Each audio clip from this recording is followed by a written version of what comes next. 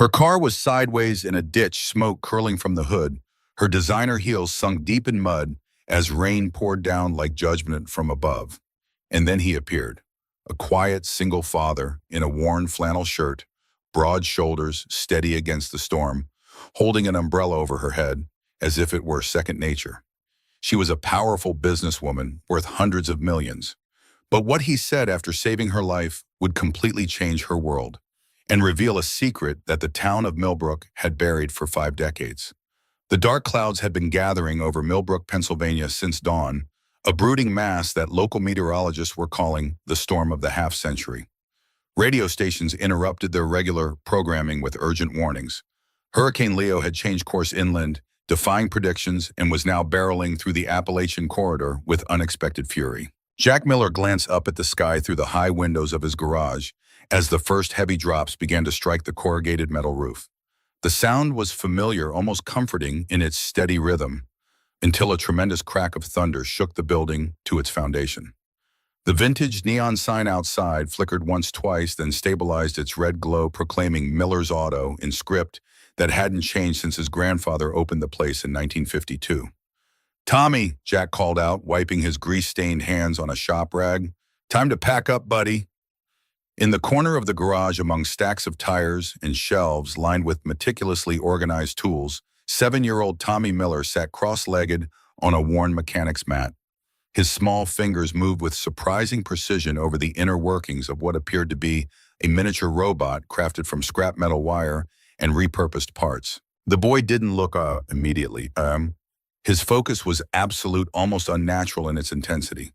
"Tommy," Jack repeated, softer this time, approaching carefully. He knew better than to break his son's concentration abruptly. "Storm's getting worse. We should head upstairs." The boy finally looked up, his blue eyes so much like his mother's, blinking as if emerging from a trance. "Does this mean the power will go out again?" Jack nodded, reaching down to ruffle his son's sandy-colored hair. "Probably, but we've got the generator, and I picked up extra batteries for your nightlight." He gestured toward the robot. "How's the new project coming along?" Tommy's face brightened instantly. "I fixed the servo motor, and look." He flipped a small switch, and the robot's arms began to move in a smooth, controlled motion. "I used the parts from that old printer."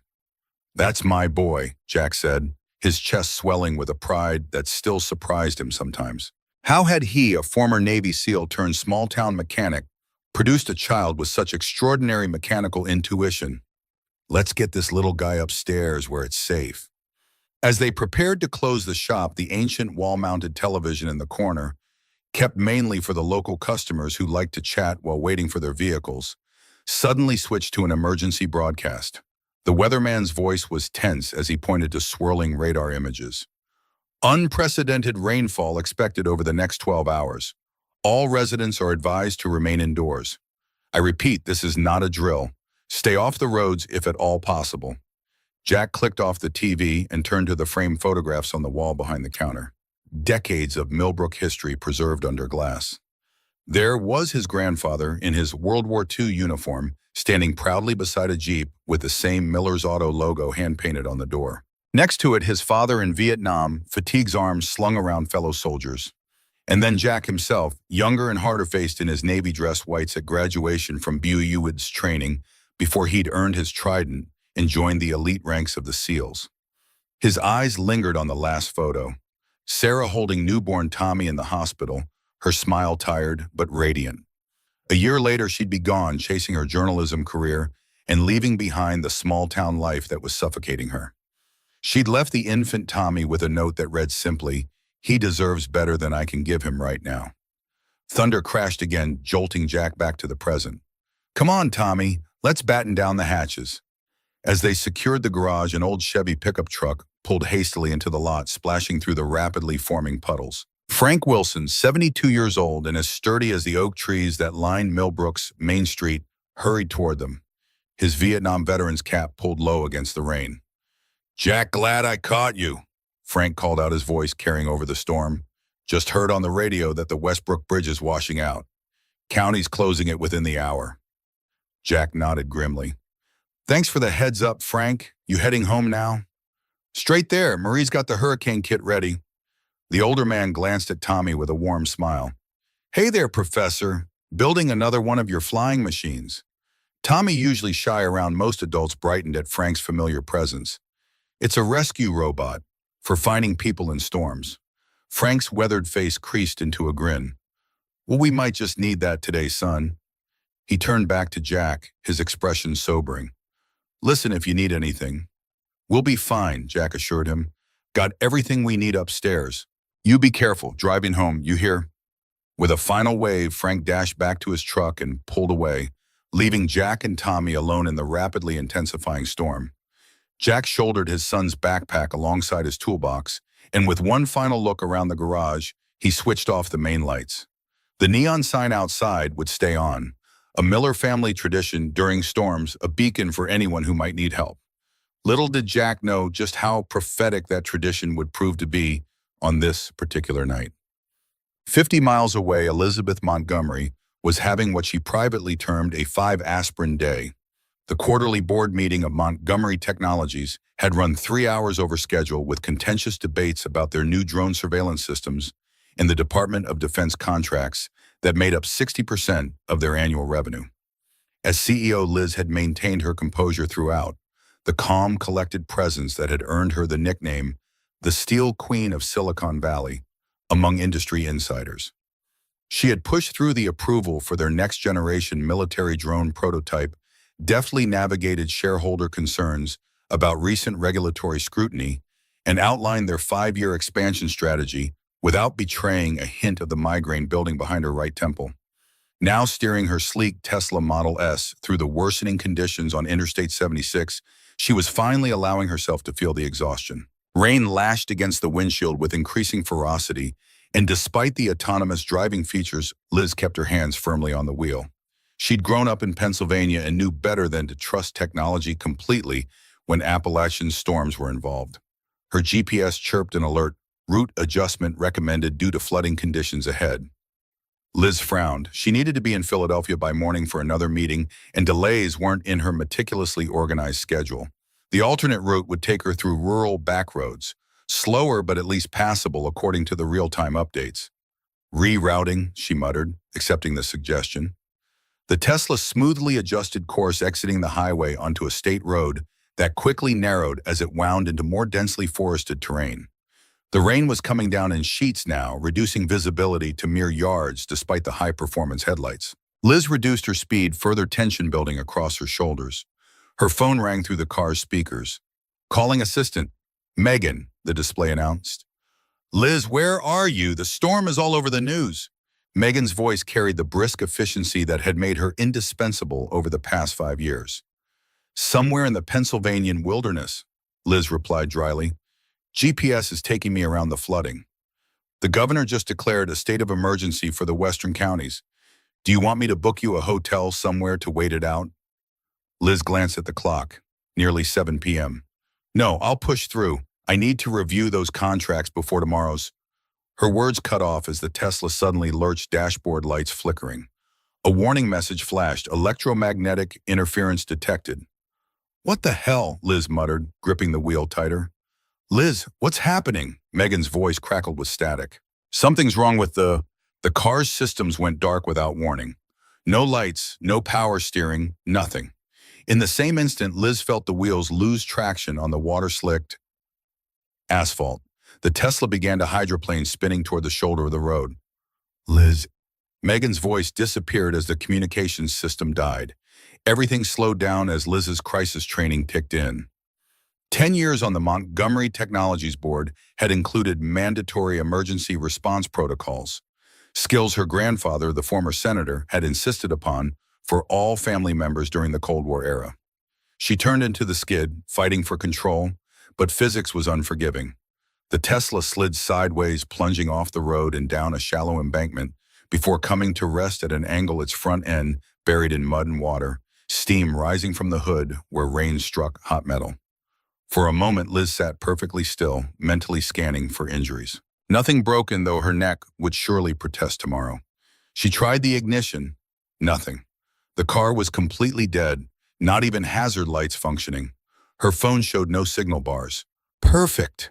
She murmured the word, carrying all the frustration she rarely allowed herself to express in boardrooms.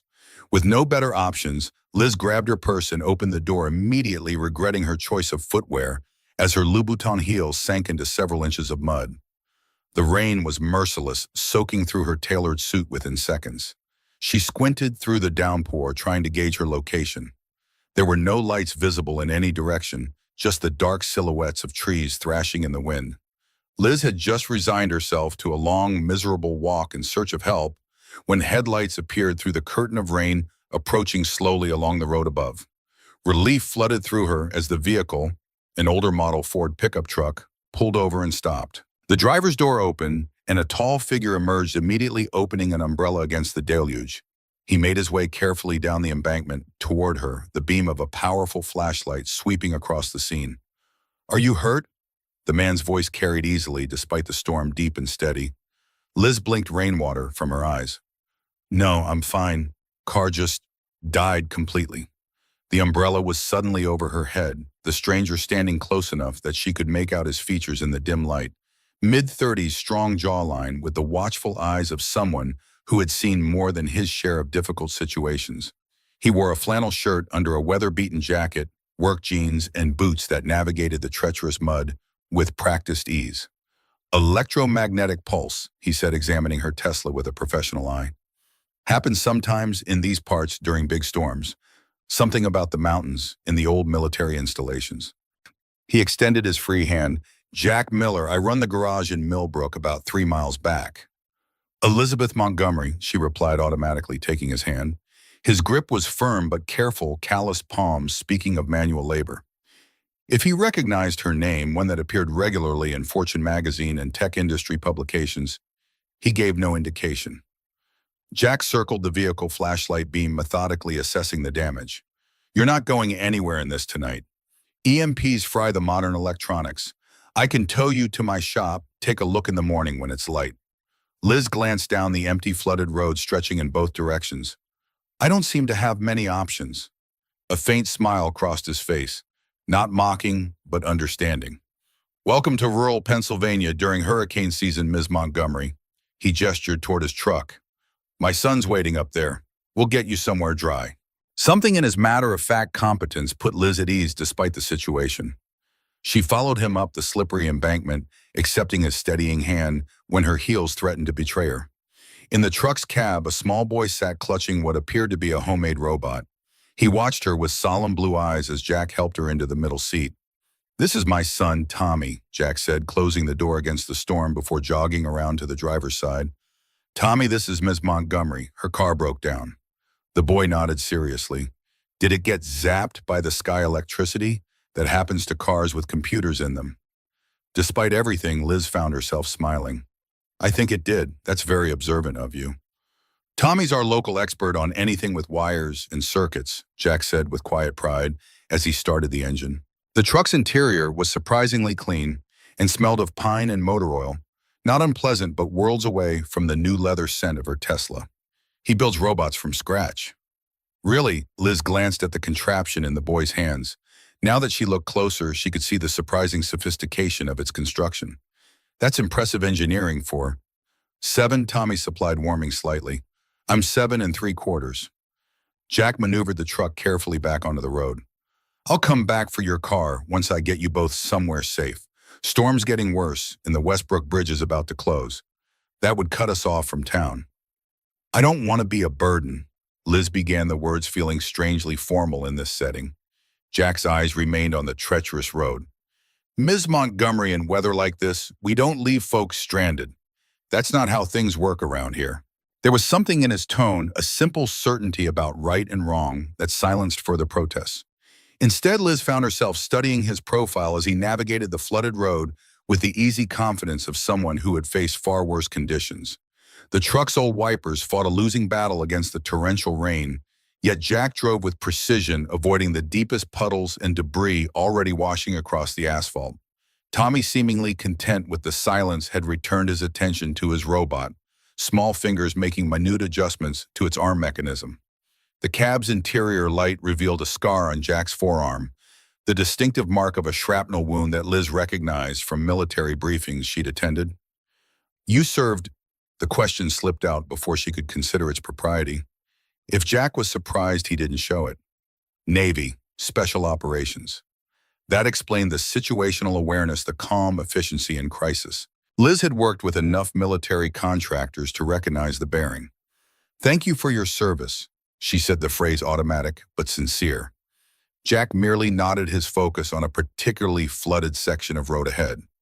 The truck forded through water that rose halfway up the tire's engine, growling with the effort. 10 minutes later, they reached the outskirts of Millbrook. Even through the rain-blurred windows, Liz could see it was the quintessential small American town. Main Street lined with brick buildings dating back to colonial times, a white steepled church on the corner, and a town square with a Civil War memorial at its center. Most windows were dark now, the community battened down against the storm. The truck pulled into a lot beside a two-story building with the neon Miller's Auto sign glowing defiantly against the darkness. The garage doors were closed against the weather, but lights burned in the apartment above. Home sweet home, Jack said, parking as close to the side entrance as possible. Ready to make a run for it. The dash from truck to doorway was brief but thoroughly soaking. Inside, Jack led them up a narrow staircase to the apartment above the garage. The space was surprisingly spacious.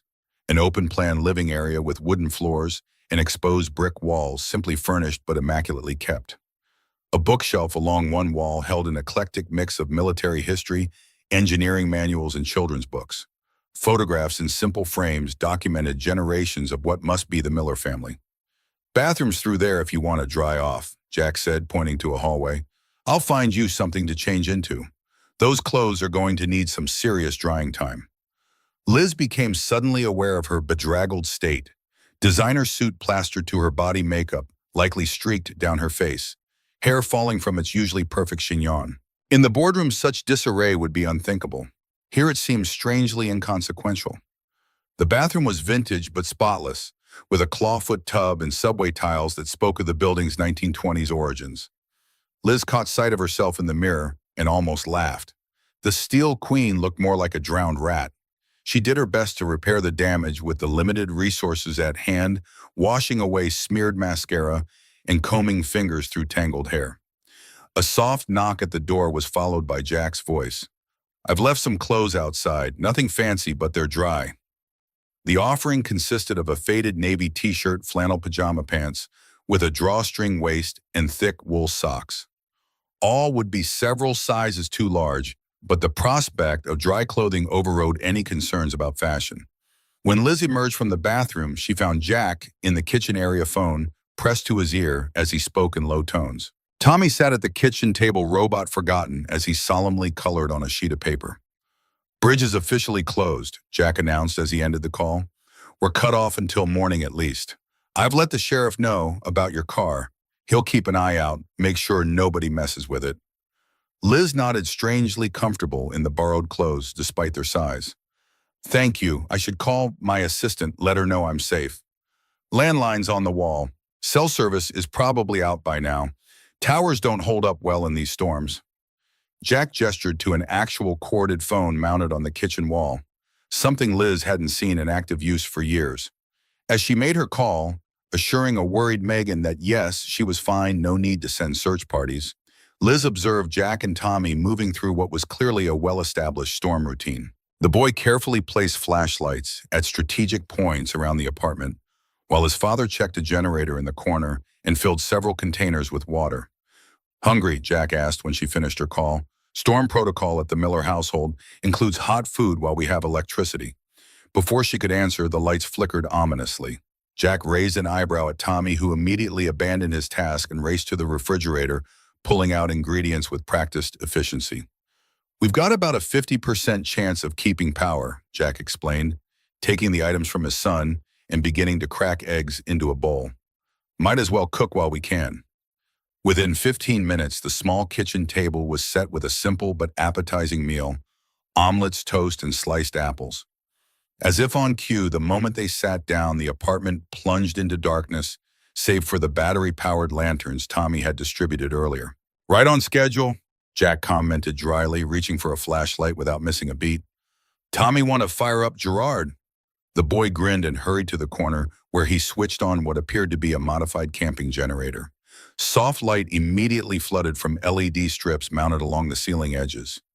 Tommy designed the backup lighting system, Jack explained, noting Liz's impressed expression. We call the generator Gerard. After Gerard Way, Tommy added seriously, he's the singer from My Chemical Romance. Dad plays their music in the garage. The incongruity of the tough ex-military mechanic listening to emo rock while working on cars startled a genuine laugh from Liz, a rare sound in her carefully controlled life.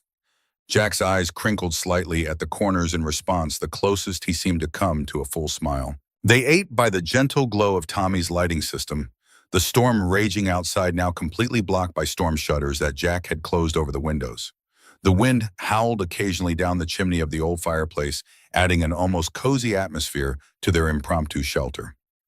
So, Jack said as they finished eating Montgomery Technologies. That's your company. Liz nodded, surprised. You've heard of us. Military contracts, drone surveillance systems. Your grandfather started it during the Cold War, if I remember right. At her startled look, he added, I read more than car manuals, Ms. Montgomery. Liz, she corrected automatically. And yes, my grandfather founded the company in 1953. Originally Defense Communications, then expanded into surveillance in the 70s. And now you're the CEO. It wasn't a question. For the past 8 years, she confirmed, we've shifted more toward domestic security and emergency response systems recently. Tommy, who had been quietly listening, suddenly perked up. You make drones like flying ones. Among other things, Liz replied, warming to the boy's interest. Our newest models can stay airborne for 72 hours without refueling and navigate completely autonomously. Tommy's eyes widened. Do they have thermal cameras for finding people? The search and rescue models do. They can detect a human heat signature under 3 feet of rubble or dense forest canopy. Cool. Tommy breathed, clearly impressed. He glanced at his father. Dad, that's like what I'm trying to build, but way better. Jack nodded, a thoughtful expression crossing his face. Ms. Montgomery, Liz probably has entire engineering teams working on those designs, buddy. 78 engineers in the drone division alone, Liz confirmed. But it all starts with the same curiosity you have, Tommy. Every great innovation begins with someone asking, how could this work better? The conversation shifted to Tommy's robots, the boy gradually overcoming his shyness to explain his designs with increasing animation. Jack watched with quiet pride, occasionally translating when his son's explanations veered into his own unique technical vocabulary.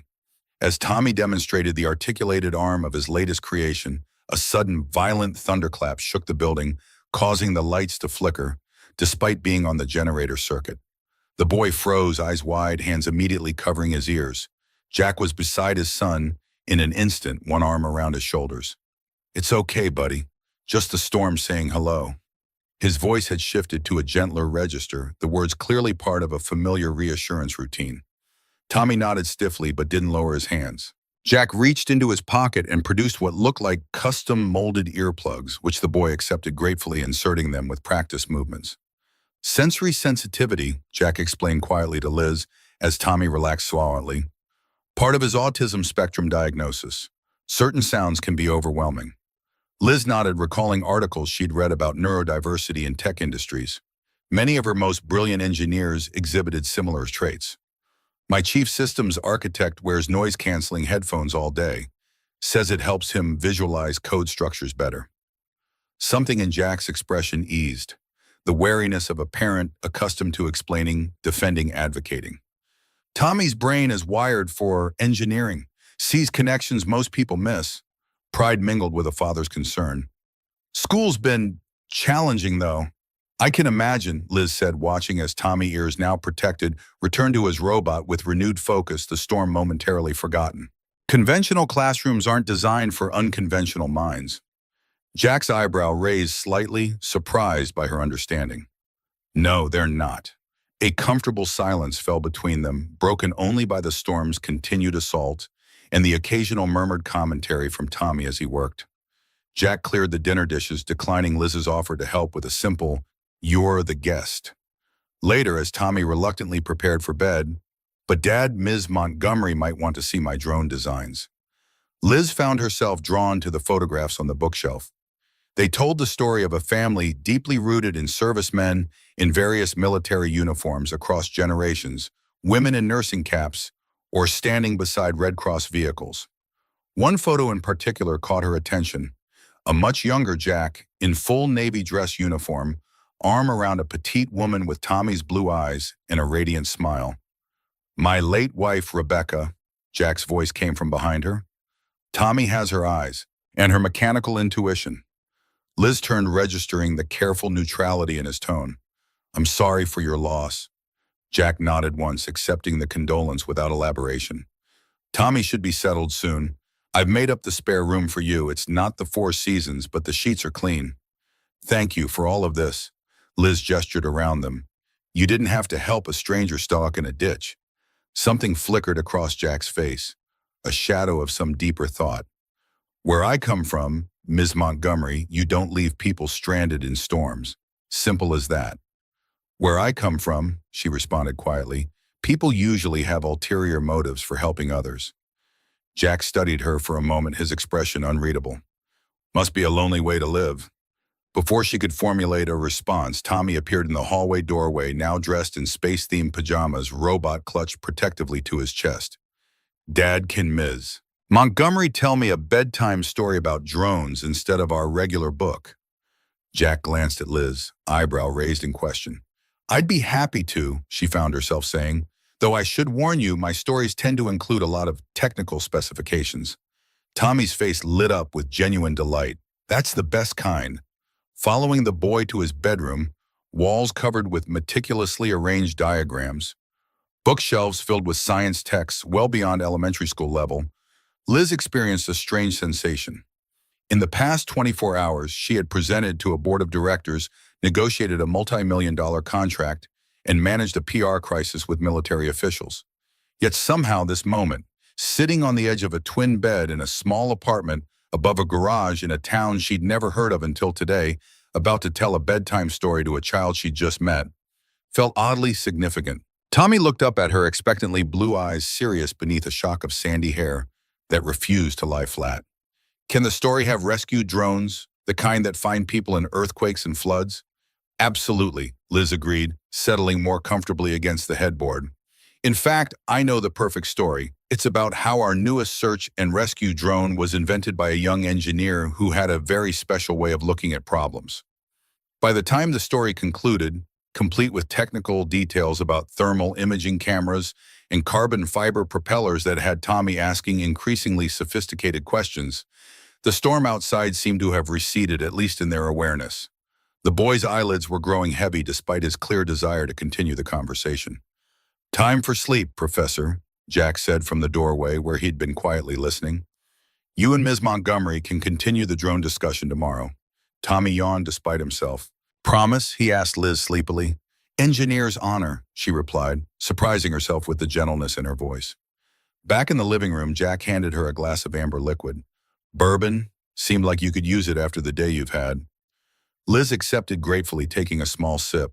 The quality surprised her, not the commercial brand she'd expected, but something craft distilled and complex. "This is excellent. Local distillery, one of Millbrook's few thriving businesses." Jack settled into a worn leather armchair across from her, his own glass cradled in hands that bore the marks of mechanical work. Strong, capable hands, accustomed to fixing broken things. "Tommy likes you. That doesn't happen often with strangers." "He's a remarkable child," Liz said sincerely. "His understanding of engineering and principles is extraordinary for his age. He gets that from his mother. Rebecca was a structural engineer before." Jack paused, taking a measured sip of bourbon. "Before cancer took her when Tommy was still an infant." The simple statement, delivered without self-pity, hung in the air between them. Liz sensed there was more to the story, but respected the boundaries of a man she'd just met. "And what about you?" she asked instead. "How does a Navy special operator end up running a garage in Millbrook?" Jack's mouth quirked slightly. "Asking if I served was the giveaway, wasn't it? Most civilians don't notice the signs." "I work with military contractors," Liz explained. "You develop an eye for it." He nodded, seeming to weigh how much to share. "I was with SEAL Team 6 for 9 years, 4 deployments. The last one went bad." His gaze drifted to the window, though the storm shutters revealed nothing. Made a call in the field that resulted in casualties. The wrong call, as it turned out. Liz remained silent, recognizing the weight of what he was sharing. When I got back, Rebecca was already sick. Stage 4 by the time they caught it. She made me promise to give Tommy stability after she was gone. Jack's focus returned to the present, to the bourbon in his glass. This garage was my grandfather's, then my father's. It was sitting empty after Dad passed. Seemed like the right place to keep that promise. And you've been here ever since, Liz said softly. 5 years now. Tommy doesn't remember anywhere else. Jack set his glass down, his expression shifting back to the polite reserve of their initial meeting. I should check the weather updates, see about retrieving your car in the morning. As he moved to the landline, Liz found herself studying the apartment with new eyes. What she had initially seen as simple and sparse, she now recognized as intentionally designed for Tommy's needs. The lighting soft and adjustable spaces, organized with remarkable clarity, potential sources of overwhelming stimuli minimized. This wasn't just a place Jack had settled for. It was a sanctuary he had carefully crafted for his son. The conversation with the local sheriff was brief, Jack mostly listening and acknowledging with occasional understood and appreciated. When he hung up, his expression was grim. Bad news, Liz asked. Westbrook Bridge is completely underwater. They're saying at least 48 hours before the roads reopen. He ran a hand through his short hair, a rare gesture of frustration breaking through his composed exterior. I'm afraid you're stuck in Millbrook for the duration, Ms. Montgomery. Liz, she corrected again, then added with a wry smile, and there are worse places to be stranded. Jack studied her for a moment, perhaps trying to determine if the sentiment was genuine. Whatever he saw seemed to satisfy him.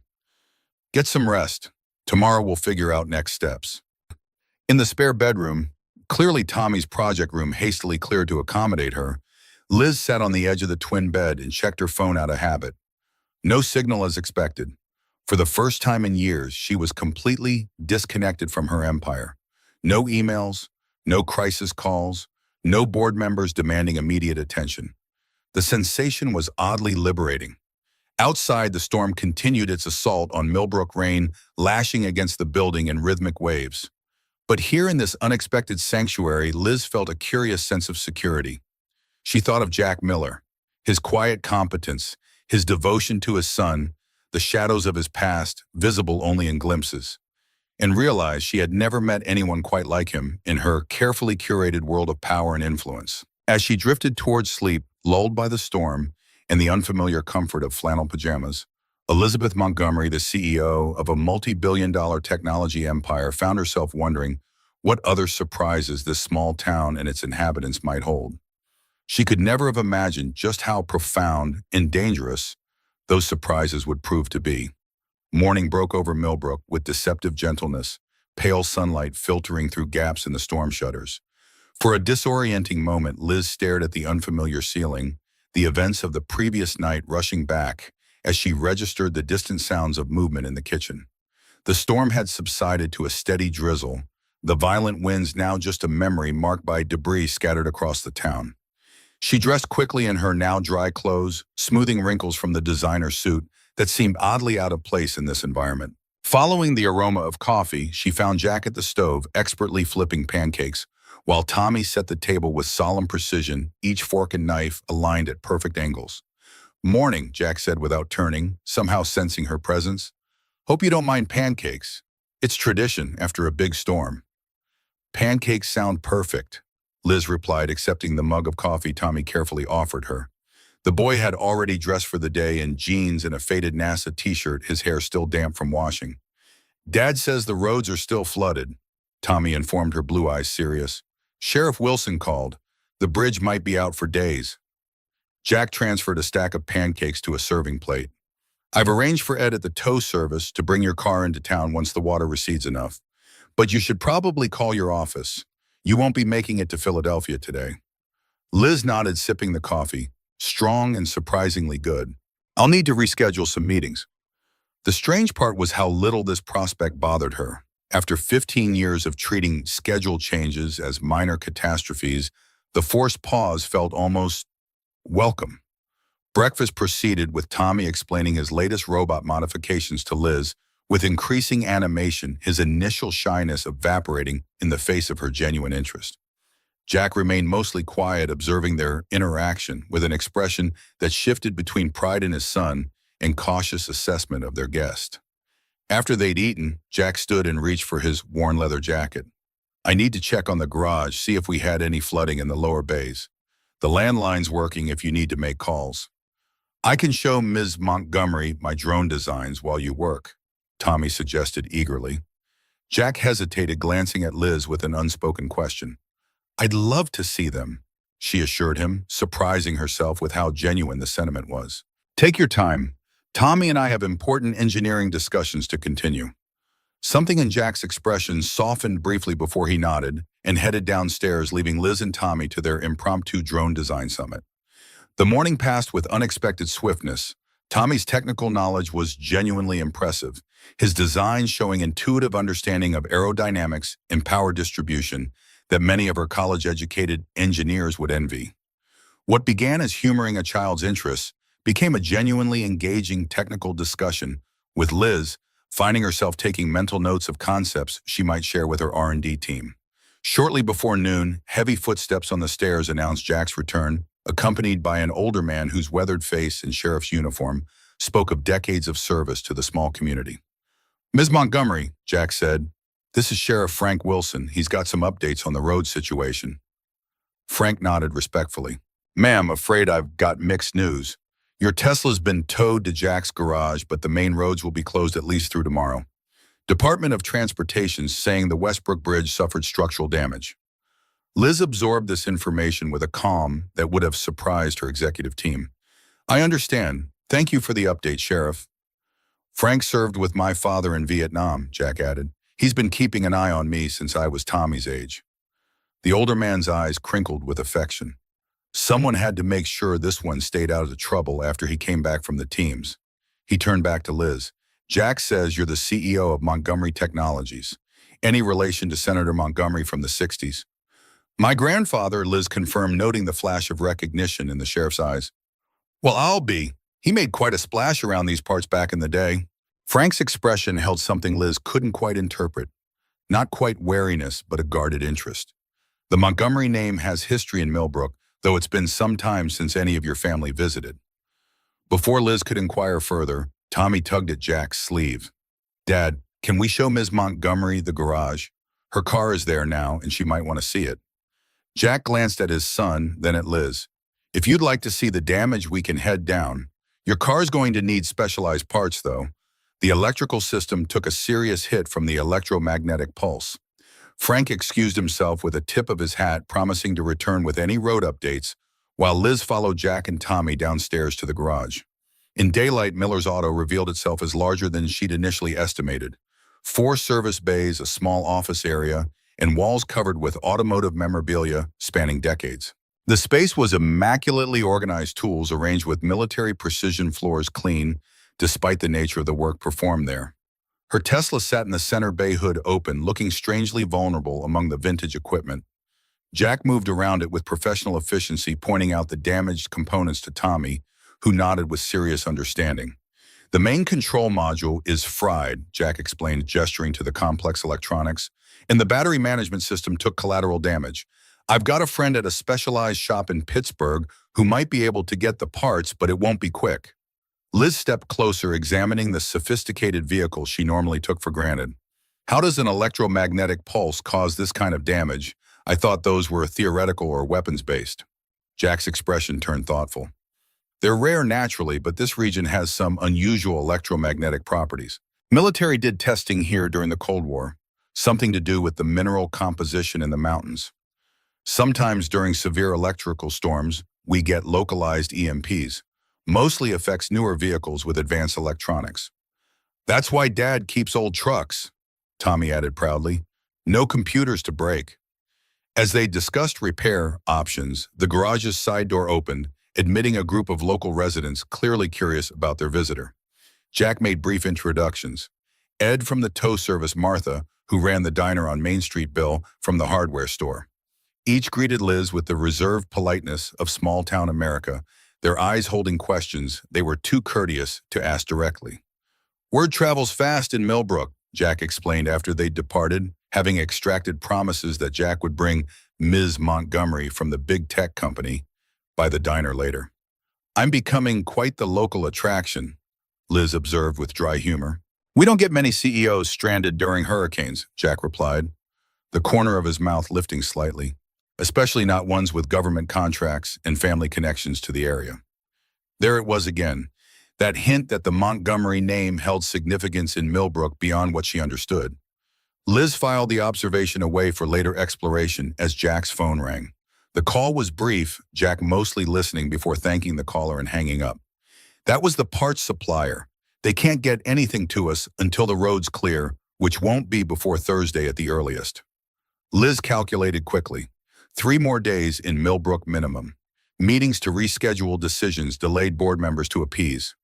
Strangely, her first thought wasn't of the professional complications, but of the unexpected opportunity this represented.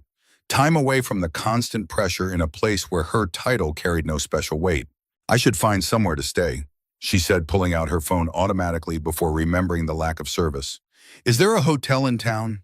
The Millbrook Inn closed 5 years ago, Jack replied. Nearest accommodation is in Westbrook on the other side of the bridge. He hesitated, then added, You're welcome to continue using our spare room. It's not much, but it's clean, and Tommy seems to enjoy having an engineering consultant on site. The boy looked up hopefully from where he was examining the Tesla's damaged electronics. Please stay, Ms. Montgomery. I can show you my drone flight simulator. Something in the simple offer, free of agenda expectation or advantage seeking, touched Liz deeply.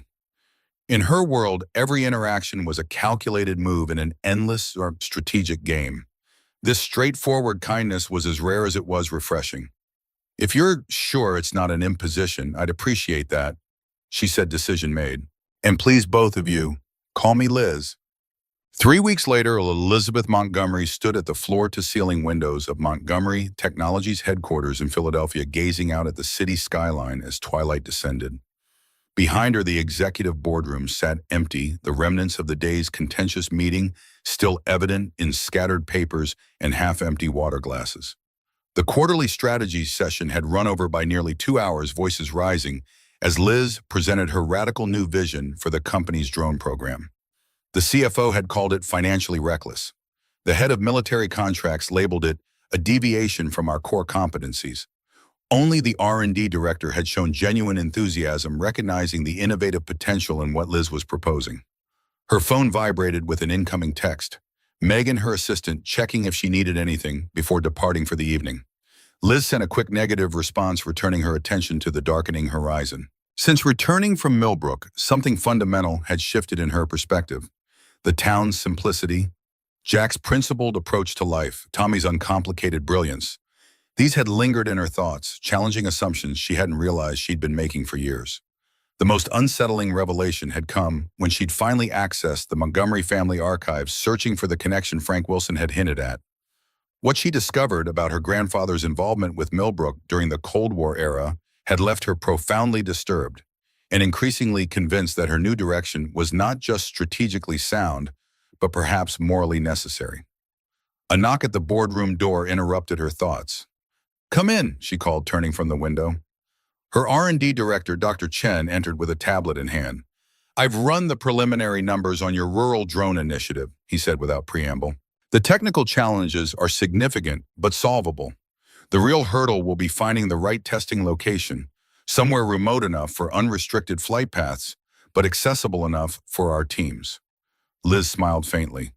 "I think I know just the place." The streets of Millbrook had dried out completely in the weeks since Hurricane Leo. Though evidence of the storm's fury remained visible in damaged storefronts and the conspicuous absence of the Westbrook Bridge now undergoing reconstruction. The late afternoon sun cast long shadows across Main Street as Liz parked her rental car. She'd opted against another Tesla after the EMP incident in front of Miller's Auto. The familiar neon sign glowed steadily above the garage bays, one of which stood open to reveal Jack working beneath the hood of an aging Ford pickup. He hadn't noticed her arrival, focused entirely on his task, giving Liz a moment to observe him unawares. In the 3 weeks since she'd left Millbrook, She'd found herself thinking about Jack Miller with surprising frequency. His quiet competence, his devotion to Tommy, the glimpses of depth beneath his reserved exterior. Their goodbye had been cordial but restrained, with Jack refusing her offers of payment for his assistance and hospitality. "Good luck in Philadelphia," he'd said, simply standing beside her repaired Tesla. "Tommy and I enjoyed having you." Now watching him work with the same focused precision he brought to everything, Liz felt an unexpected nervousness. She'd faced down hostile corporate takeovers and Pentagon officials without flinching, yet this moment, approaching a small-town mechanic with a business proposition, somehow felt more consequential. Before she could announce herself, Tommy emerged from the garage office, spotted her immediately, and let out a delighted whoop. "Ms. Montgomery's back, Dad." Jack straightened, turning toward her with undisguised surprise. He wiped his hands methodically on a shop rag as she approached, his expression guarded but not unwelcoming. "Didn't expect to see you again," he said simply. "I said I'd let you know if I changed my mind," Liz replied with a slight smile, referencing their conversation about payment. "Though I'm not here to offer a job this time, I'm here with an idea." Curiosity flickered across Jack's face. "Let's hear it." Instead of explaining immediately, Liz produced a thick folder from her briefcase and handed it to him. "First, I'd like you to look at these."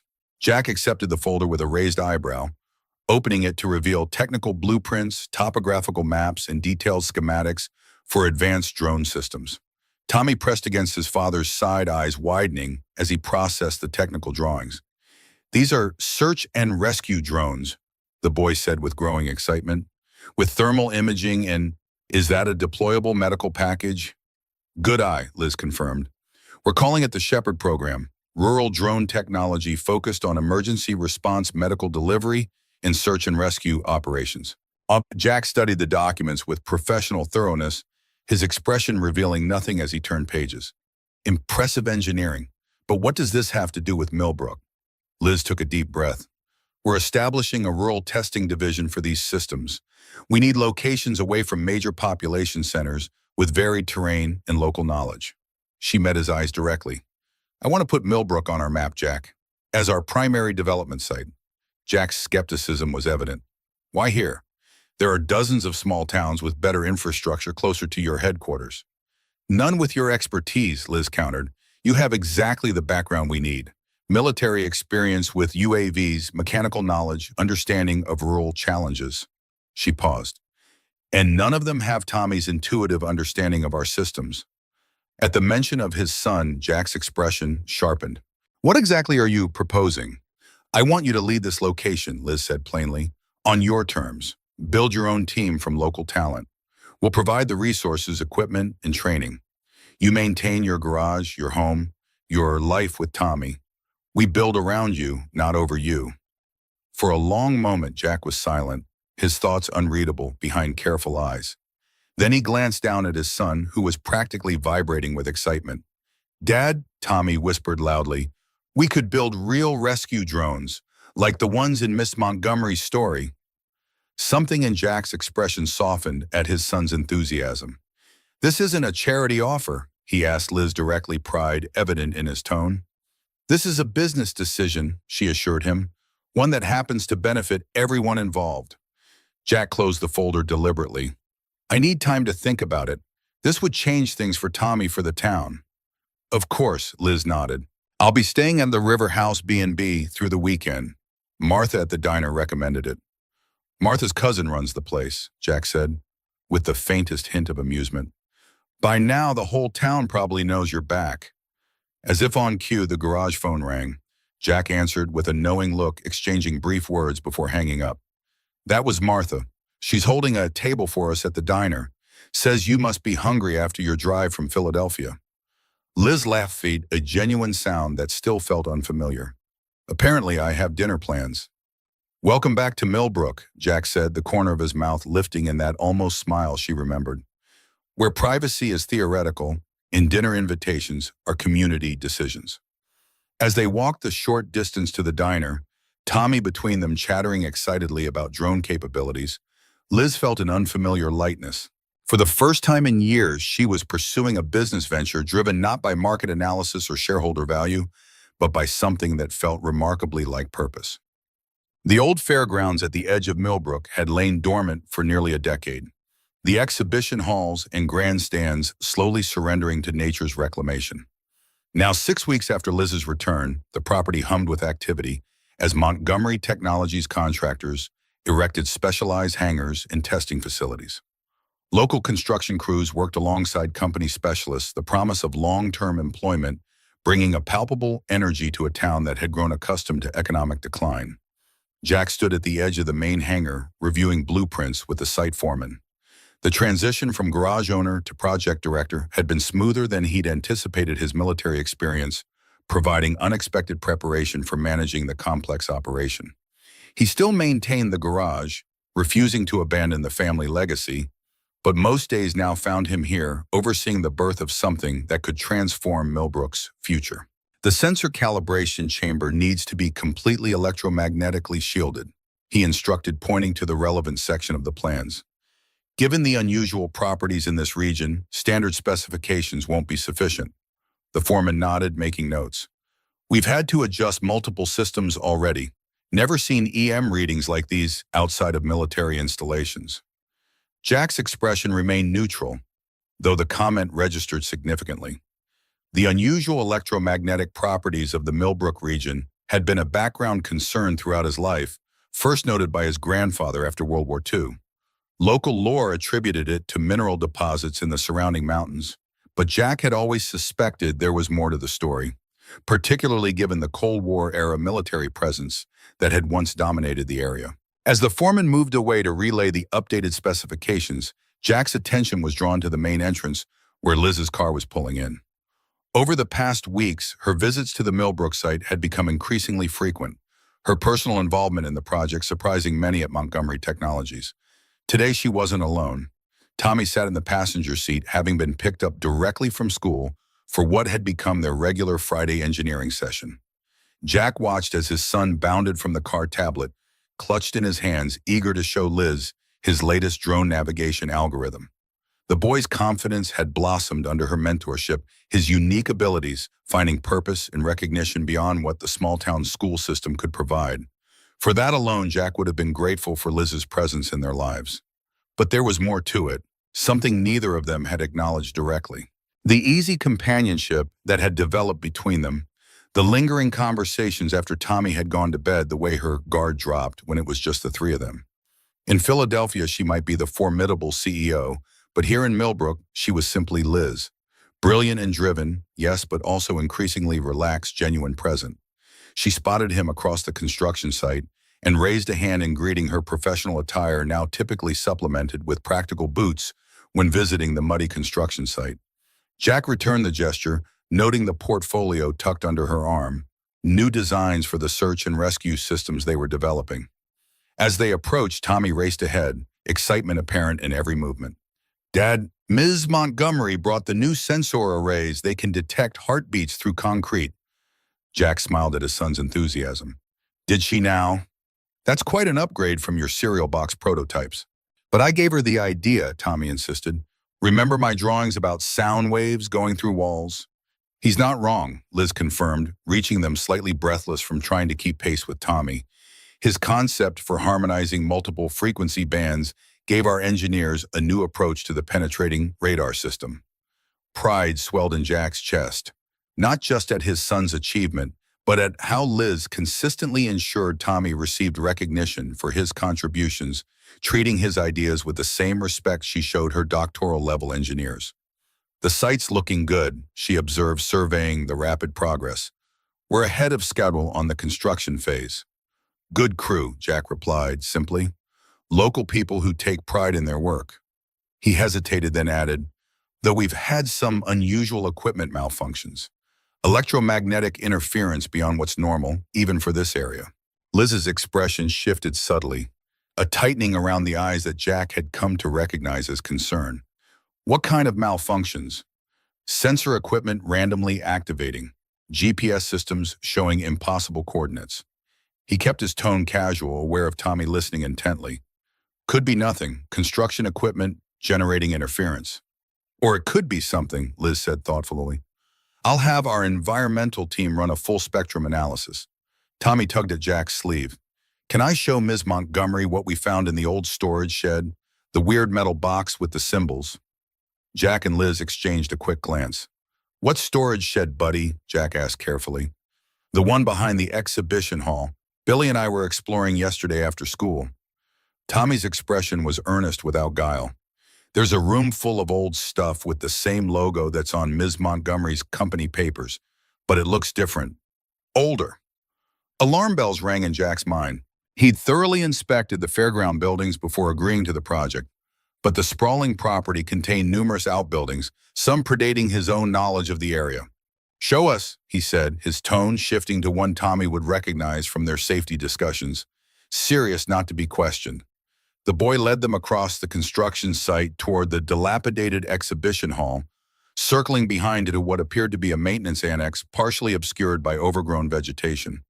The padlock on the door hung broken, clearly the work of curious children rather than professional entry. Billy used his dad's bolt cutters, Tommy admitted as they approached. We weren't being bad, we're just doing a reconnaissance for the drone project.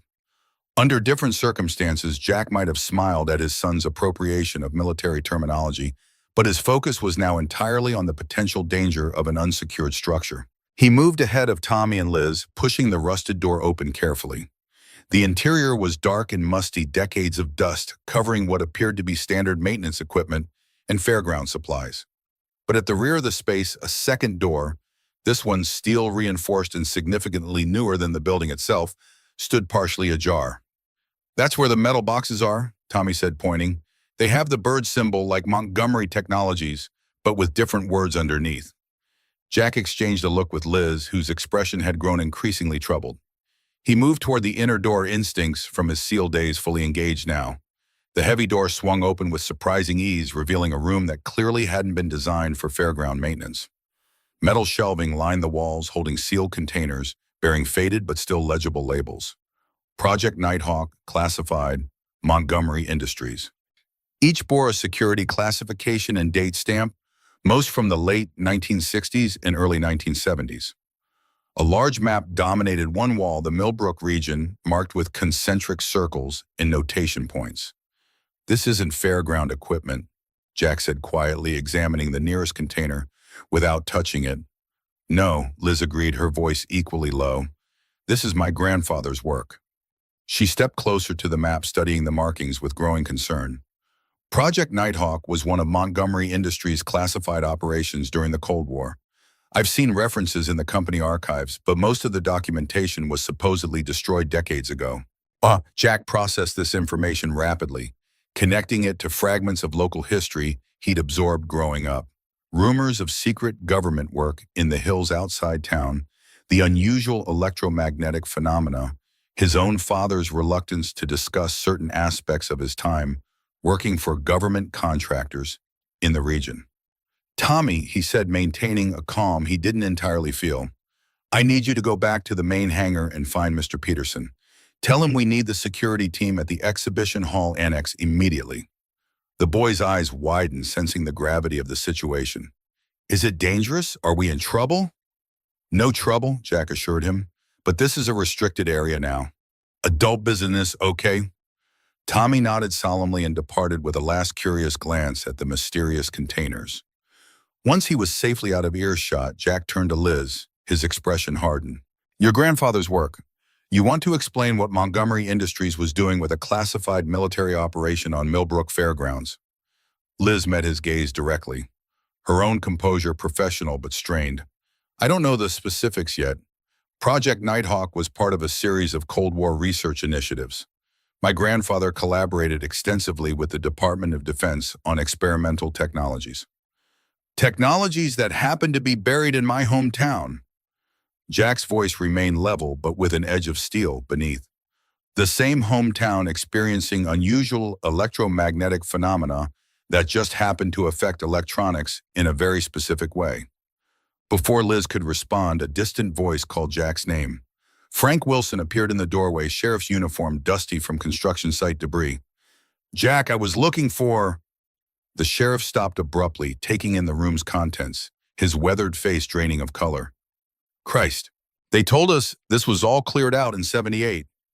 Jack's attention snapped to the older man. You knew about this. Frank's eyes moved from the containers to the map and finally to Liz's recognition and something like resignation crossing his features. Not the details, just that there was government work here when I got back from Vietnam.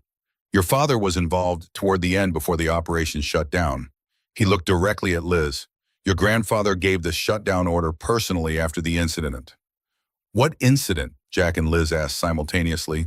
Frank seemed to age a decade before their eyes. The accident in '72, 3 researchers and 2 local men killed when something went wrong at the test site in the hills. He nodded toward the map. The official report called it an equipment malfunction. Unofficial story was different. A heavy silence filled the room as the implications settled. Jack felt a cold certainty forming. The connection between Millbrook's electromagnetic anomalies, his father's eventual illness, and now Montgomery Industries' buried past. I need to know everything, he said, finally looking between Frank and Liz. If we're building a major technology center here with my son involved, I need to know exactly what happened in those hills. Liz nodded slowly, her professional mask slipping to reveal genuine concern. I'll request full access to the archived materials. If Montgomery was responsible for something that harmed this community, I want to know as much as you do. The moment was interrupted by the arrival of the security team professionals in Montgomery Technologies uniforms who quickly secured the room and began documenting its contents. Jack stepped outside, needing space to process this unexpected development. Frank followed, his expression grave. There's more to this than just old research, Jack, the sheriff said quietly. That accident changed things around here. People who asked questions found themselves relocated, bought out, or worse. Your father was one of the few who stayed, and you saw what happened to him. Jack remembered all too well. His father's slow deterioration from a rare form of cancer, the medical bills that had nearly bankrupted the family, the questions that were never fully answered about possible connections to his work. Why are you telling me this now? He asked, an unfamiliar anger rising. You've known me my entire life, Frank. The older man's eyes held regret and something like fear. Because Montgomery's back in Millbrook, and history has a way of repeating when old secrets get disturbed. He placed a hand on Jack's shoulder. Be careful who you trust, son. Even the people with the best intentions can be blind to their family's sins. As Frank walked away, Jack turned to find Liz standing in the doorway, her expression suggesting she'd heard at least part of the conversation. For a moment, neither spoke, the easy companionship of recent weeks suddenly complicated by decades-old secrets and unresolved questions. I'm not my grandfather, Jack, she said finally, her voice quiet but firm. Whatever happened here, I want the truth as much as you do. Jack studied her years of military training, helping him read the sincerity in her eyes. Then let's find it. Together. Before she could respond, a commotion from the main construction site drew their attention. Raised voices and the distinctive sound of a vehicle arriving at high speed. They moved quickly toward the disturbance, rounding the exhibition hall to find a sleek black SUV parked haphazardly near the main hangar. A woman stood arguing with the site foreman, her designer outfit in perfect blowout, marking her as distinctly out of place in the dusty construction zone. As they approached, Jack felt a jolt of recognition that stopped him cold. Sarah, he said, the name coming out flat and hard. The woman turned, revealing a face Jack hadn't seen in 4 years. Beautiful in a calculated way, with the practiced smile of someone accustomed to getting what she wanted. Tommy stood nearby, confusion evident in his posture as he looked between his father and the unfamiliar woman. Jack, Sarah replied, her voice carrying the polished cadence of her broadcast journalism training. It's been a while. 4 years, 3 months, he corrected, moving protectively toward Tommy. Since you left a note saying motherhood wasn't in your career plan. Sarah's smile didn't waver, though something flashed in her eyes. Annoyance, perhaps, at having her abandonment stated so plainly. People change. Priorities shift. Her gaze shifted to Liz, assessing and instantly categorizing. Elizabeth Montgomery, your reputation precedes you. Liz stepped forward, professional mask firmly in place. I don't believe we've been introduced, Ms. Sarah Miller. Well, Carmichael now. She extended a manicured hand. I'm Tommy's mother. The boy's eyes widened, his body instinctively shifting closer to Jack. Dad, he questioned uncertainly. Jack placed a steadying hand on his son's shoulder. "Why are you here, Sarah?" His voice remained controlled, giving away nothing of the turmoil beneath. "Can't a mother visit her son?" Sarah's practiced smile didn't reach her eyes, especially when he's suddenly become involved in a high-profile technology project. Her gaze swept the construction site. "Quite a change from fixing trucks in a garage, Jack." The calculated assessment in her tone was unmistakable. Jack felt Tommy tense beneath his hand, the boy's sensitivity to emotional undercurrents alerting him to the conflict brewing. "Tommy," Liz said gently, "would you show me those drone navigation algorithms you were telling me about? I think Mr. Peterson has the simulation equipment set up in the temporary office." The boy looked uncertainly between the adults, his discomfort evident. Jack gave a slight nod, silently grateful for Liz's intervention. "Go ahead, buddy. I'll join you in a few minutes." As Tommy reluctantly followed Liz toward the prefabricated office structure, Jack turned back to Sarah, dropping all pretense of civility. 4 years without a word, and now you show up unannounced. What do you really want?" Sarah's professional facade slipped, slightly revealing a harder edge beneath. "I've been following the Montgomery Technologies expansion into rural development. Imagine my surprise when I saw my ex-husband and son featured in the industry coverage." She adjusted her designer bag on her shoulder. "I'm working on a special report about technological disruption in rural America. This project would make an excellent centerpiece." "You're not using Tommy for a story," Jack said flatly. "He's not a prop for your career advancement." "He's my son too, Jack." Sarah's voice sharpened. "Legally, I still have rights despite our arrangement when I left." The implicit threat hung in the air between them. Jack felt a cold weight settling in his stomach, the familiar sensation of identifying a tactical threat, one he had hoped never to associate with Tommy's mother. "You signed away those rights when you walked out," he reminded her, keeping his voice low. "We both know you didn't want to be a mother then. What's changed?" Sarah glanced toward the office where Tommy had disappeared with Liz. "Perhaps seeing my son involved with a billion-dollar technology initiative made me reconsider my priorities." Her smile returned as sharp as a blade. "Or perhaps I'm just concerned about his welfare living above a garage in a town with documented environmental hazards." Jack stiffened. "What are you talking about?" "Oh, you didn't know?" Sarah's tone was one of feigned surprise. "My research team uncovered some interesting history about Millbrook, classified projects in the 1970s, unusual cancer clusters, environmental concerns that were never properly addressed." She studied her manicured nails casually. "The kind of story that might interest child welfare services, especially when combined with a father who puts his son in proximity to experimental technology." The threat was now explicit, and Jack felt a surge of protective rage that he carefully contained. "You're using our son as leverage for a story." "I'm exploring all angles of a complex situation," Sarah corrected smoothly, "including the ethical implications of Montgomery Technologies establishing operations in a community they potentially contaminated decades ago." Her gaze shifted to something over Jack's shoulder. "Speaking of which," Jack turned to find Liz approaching, her expression controlled but concerned. "Tommy settled with the simulation team," she informed Jack, before acknowledging Sarah with a professional nod.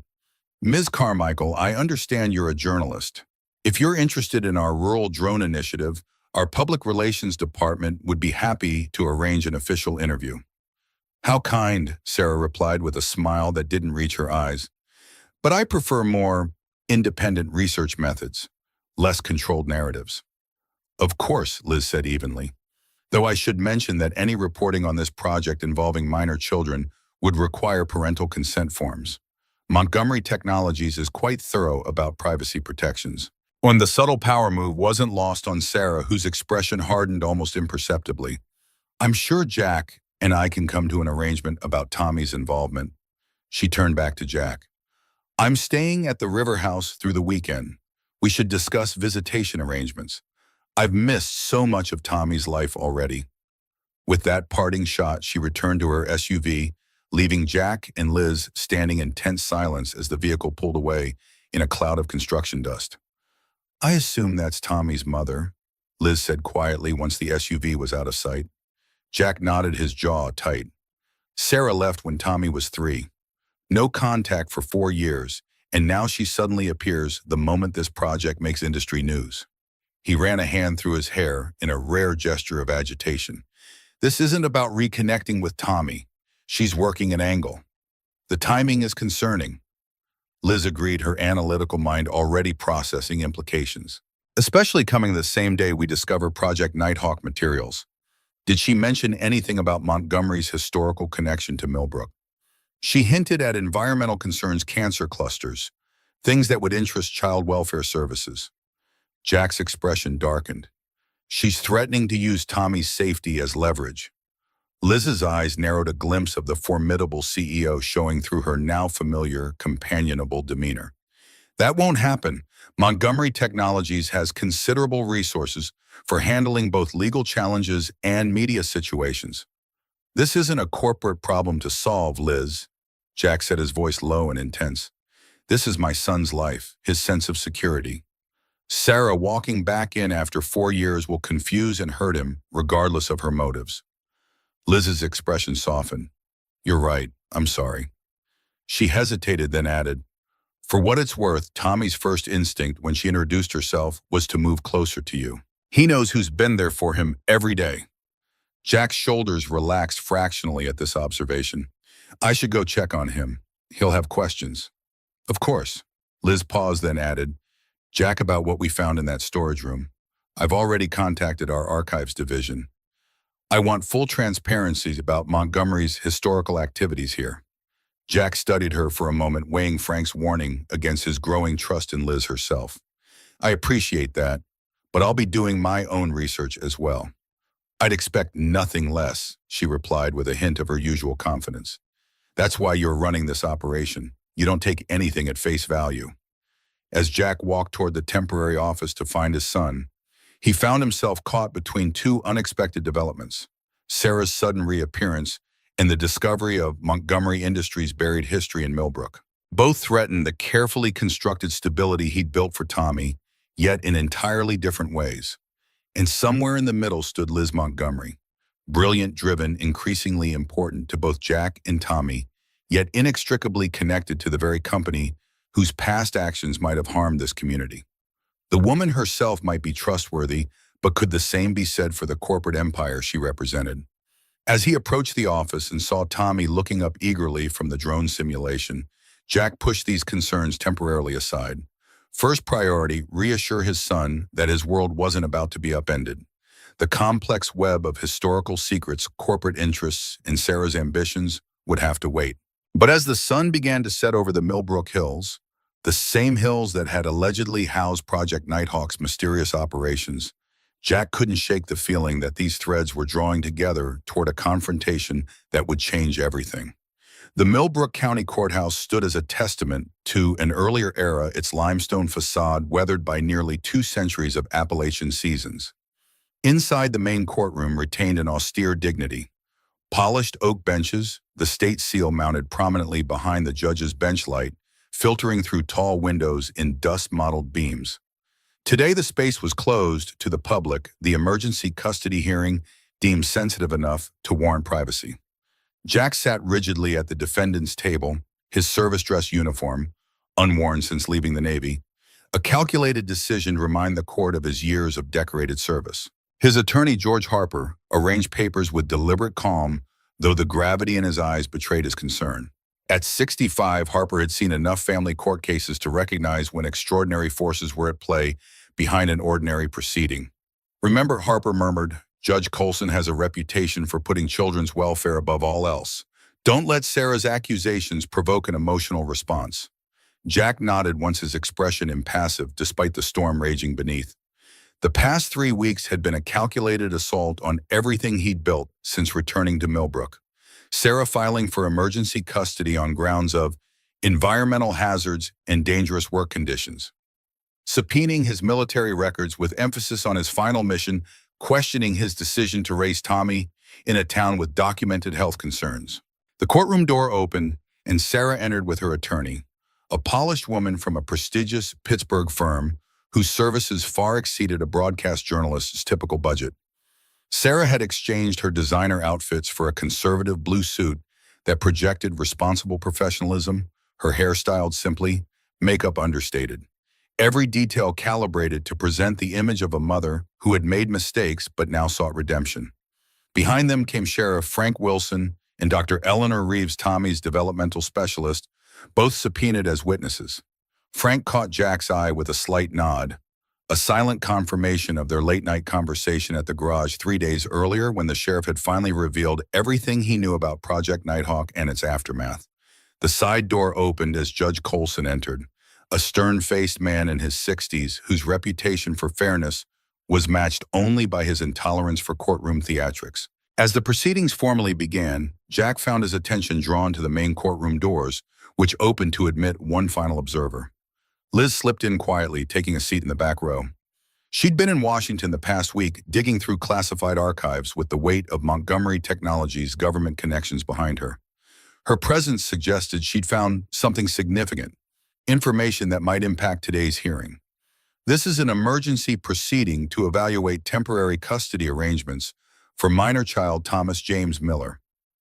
Judge Colson began, his voice carrying the weight of 40 years on the bench.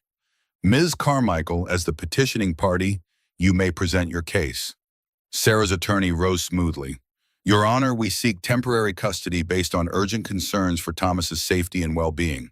Evidence will show that the child's current living conditions expose him to multiple hazards, a commercially zoned property without proper residential permitting, proximity to industrial chemicals, and most critically residence in a location with documented environmental contamination from classified military experiments. Jack maintained his composed exterior, though each accusation landed like calculated artillery strikes. The strategy was clear: portray Millbrook as dangerous, the garage as unsuitable, and Jack as irresponsible for keeping Tommy in such conditions. Furthermore, the attorney continued, Mr. Miller has recently involved Thomas in experimental drone technology development without proper safety protocols or oversight. These activities expose the child to additional risks inappropriate for a 7-year-old, particularly one with documented developmental challenges. The proceedings unfolded with clinical precision, Sarah testifying about her growing concerns upon learning of Tommy's living conditions, expert witnesses presenting selective environmental data about Millbrook's history, photographs of the garage living quarters, carefully angled to emphasize the commercial aspects while minimizing the home Jack had created. Throughout, Jack maintained his military discipline, responding to questions directly and factually when called to testify. Yes, they lived above a working garage. Yes, Tommy participated in drone development activities. Yes, he was aware of Millbrook's historical connection to government research facilities. And were you aware, Sarah's attorney asked with practiced concern, that the area surrounding Millbrook has electromagnetic anomalies potentially harmful to developing nervous systems, particularly in children with sensory processing disorders, like your son? Objection, Harper interjected. Counsel is presenting speculation as fact. No medical evidence supports claims of harmful effects from Millbrook's electromagnetic properties. Sustained. Judge Colson ruled, though his expression suggested the seed of doubt had been planted. When Dr. Reeves took the stand, her testimony provided crucial counterbalance, describing Tommy's progress, his well-structured home environment, and the positive effects of his technical activities on his development. The judge listened attentively, his eyes occasionally drifting to Jack, measuring the man against the conflicting narratives being presented. Your Honor, Harper said during his closing argument, the evidence clearly shows that Thomas Miller is thriving under his father's care. Mr. Miller has created a stable, nurturing environment specifically adapted to his son's unique needs. The petitioner abandoned this child 4 years ago, leaving a 3-year-old without explanation or contact until 3 weeks ago. Coincidentally, when the Montgomery Technologies project brought media attention to Millbrook. The judge's gaze shifted momentarily to Liz in the back of the courtroom before returning to Harper. We request the court recognize this petition for what it is, not a mother's genuine concern, but an opportunistic attempt to gain leverage for professional advancement at the expense of a child's stability and well-being. Judge Colson studied both parties for a long moment. I'll speak with Thomas privately in chambers before rendering my decision. Court is in recess for 30 minutes. As Tommy was led toward the judge's chambers by the court-appointed child advocate, he looked back at Jack with wide, anxious eyes. Jack gave his son a reassuring nod, projecting a confidence he didn't entirely feel. In the hallway during recess, Liz approached her expression, conveying both urgency and caution. "I need 5 minutes," she said quietly. "Found something in Washington you need to know before the judge makes his decision." Jack followed her to a secluded alcove away from Sarah's watchful gaze. Liz extracted a sealed envelope from her briefcase, her voice dropping to ensure privacy. "These are classified documents from Project Nighthawk, specifically about the 1972 incident. My grandfather personally ordered them buried." Her eyes held a mixture of professional determination and personal regret. The project was testing electromagnetic pulse technology, weaponized EMPs designed to disable enemy electronics without nuclear detonation. Jack absorbed this with growing unease. The electromagnetic anomalies around Millbrook are residual effects from a containment failure in 1972. 5 men died when the prototype overloaded. Liz's expression tightened. Montgomery Industries covered it up, compensated families privately, and classified everything. The project was officially terminated, the site supposedly decontaminated. But it wasn't, Jack concluded, connecting decades of local health concerns, including his own father's cancer. No, the technology proved too unstable to control. Liz hesitated. "There's more. Sarah's custody petition isn't coincidental. Her current husband, Richard Carmichael, sits on the board of Westland Defense Systems, Montgomery's primary competitor for the military drone contract." The pieces locked into place with cold clarity. "She's not after Tommy. She's after leverage against you and access to our drone project. We traced communications between Westland executives and her network. They're planning an expose. Montgomery Technologies endangering a special needs child in a town previously contaminated by the same company." Liz's professional composure cracked slightly.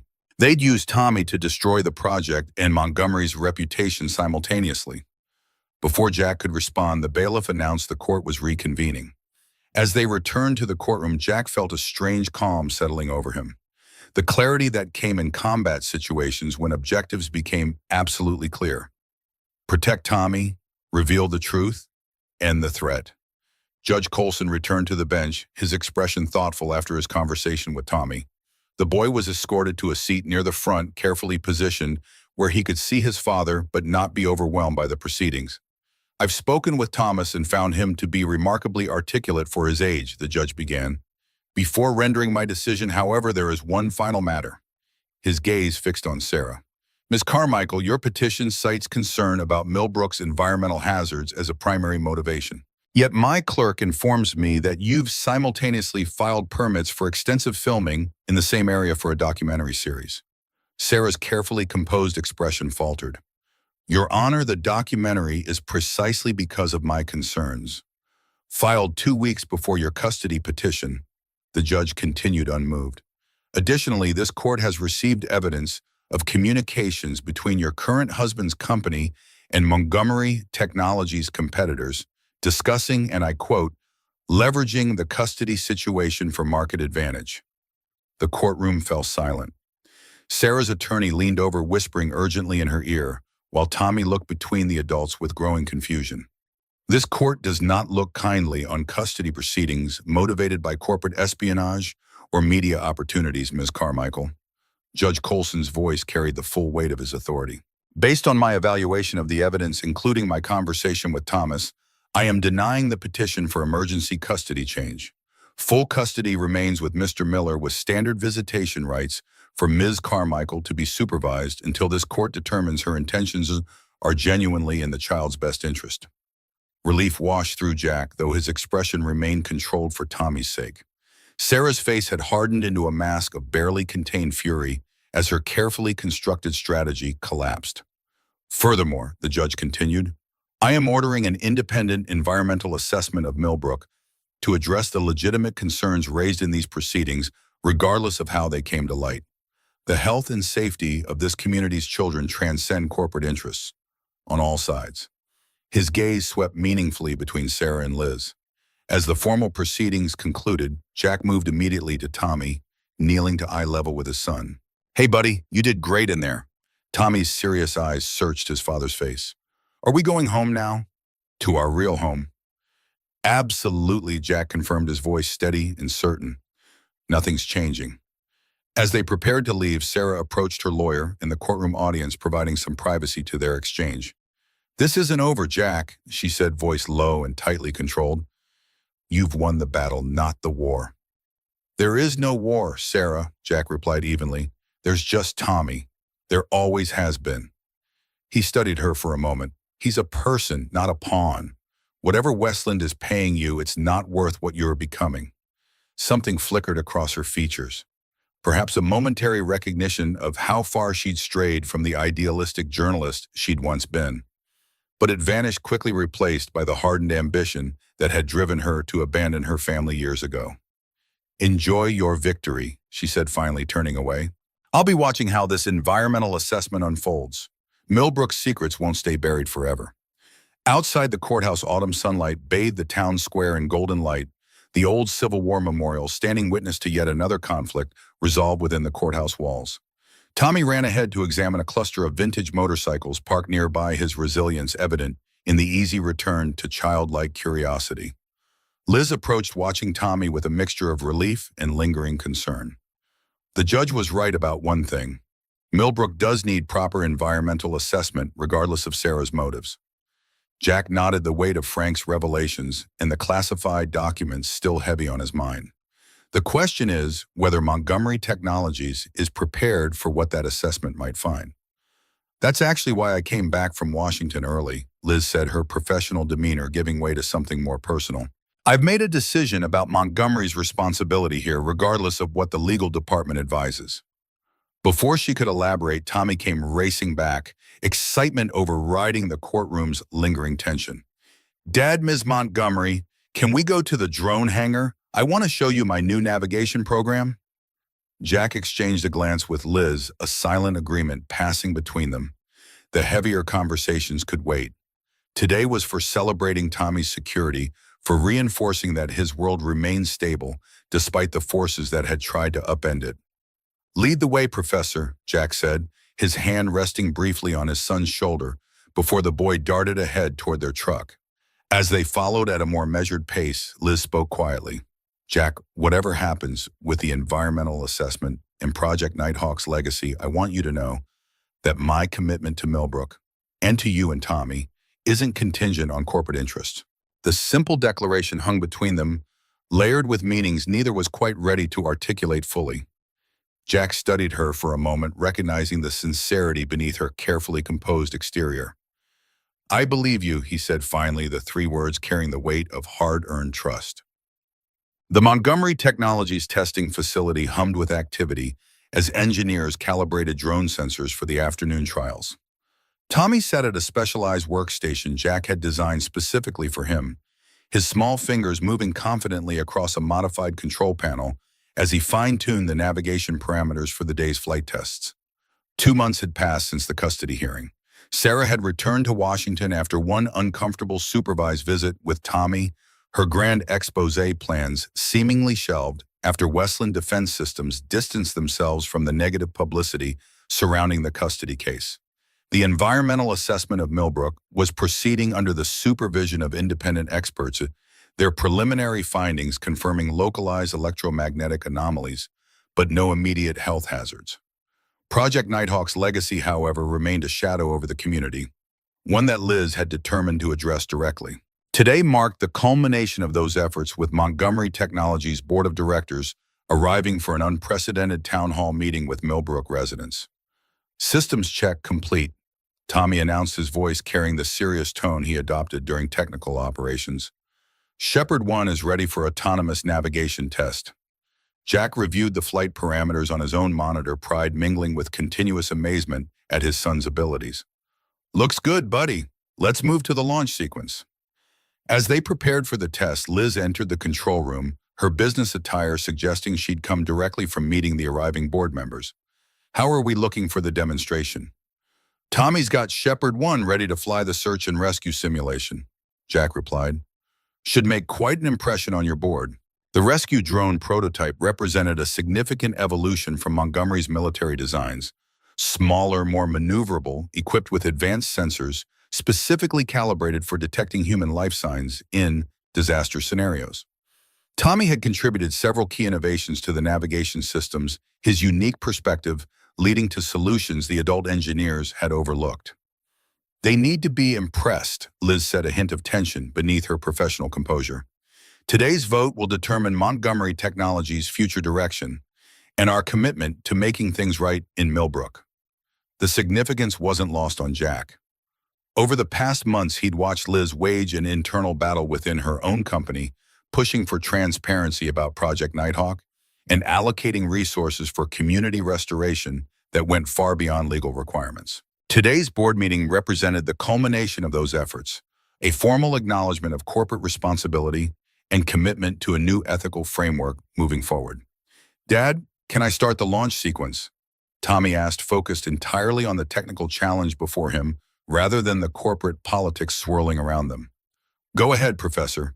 Jack authorized, gesturing toward the control panel.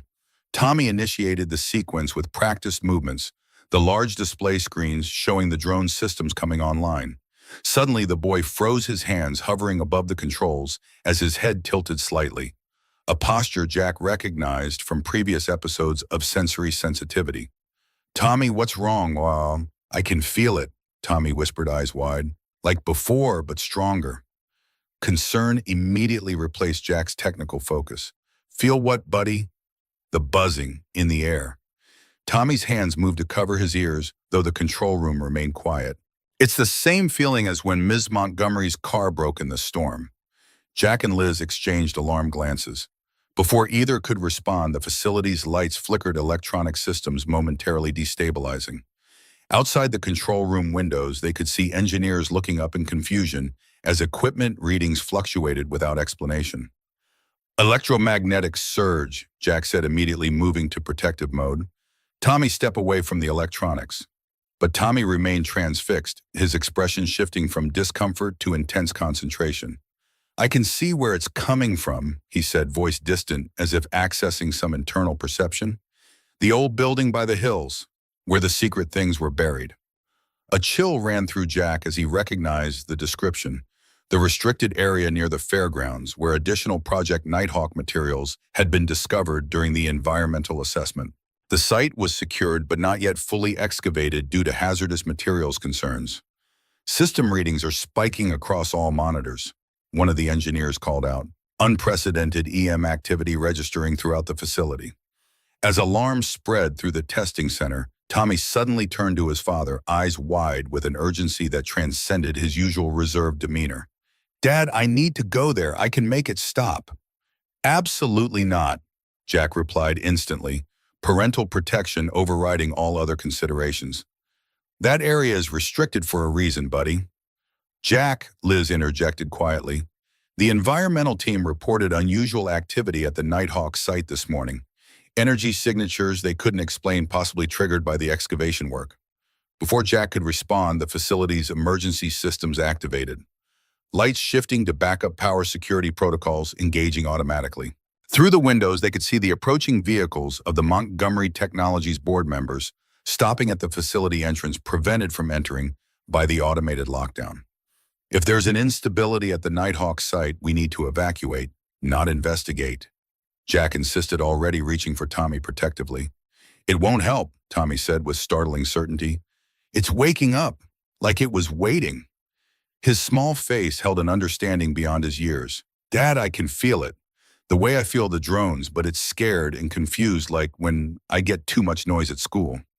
Jack knelt before his son, searching the boy's eyes for any sign of fear or confusion. Instead, he found only that peculiar clarity Tommy exhibited when working with complex systems, a direct, unfiltered perception that somehow transcended conventional understanding. Tommy, what exactly do you think is happening? The machine is lost, Tommy explained as if it were obvious. It's been sleeping a long time and now it's looking for connections. That's why electronics are acting funny. It's reaching out. Liz had moved closer, her expression reflecting both professional concern and personal investment. The original Nighthawk prototype was designed to generate controlled electromagnetic pulses, if some component remained active all these years, and is now being disturbed by the excavation. Jack finished, the tactical implications immediately clear. But how could Tommy possibly? Because I'm like it, Tommy said simply.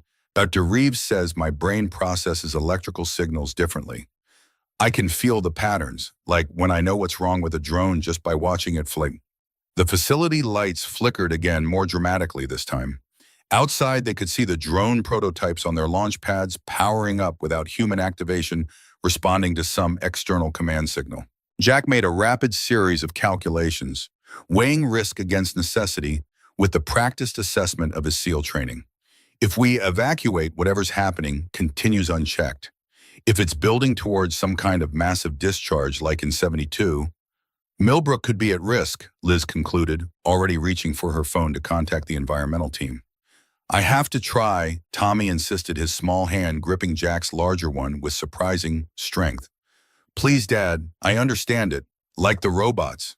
In that moment, Jack saw something in his son that transcended his protective instincts, a clarity of purpose, a certainty that reminded him powerfully of Rebecca's unwavering determination when faced with seemingly insurmountable engineering problems, the same quiet confidence that had first drawn him to her.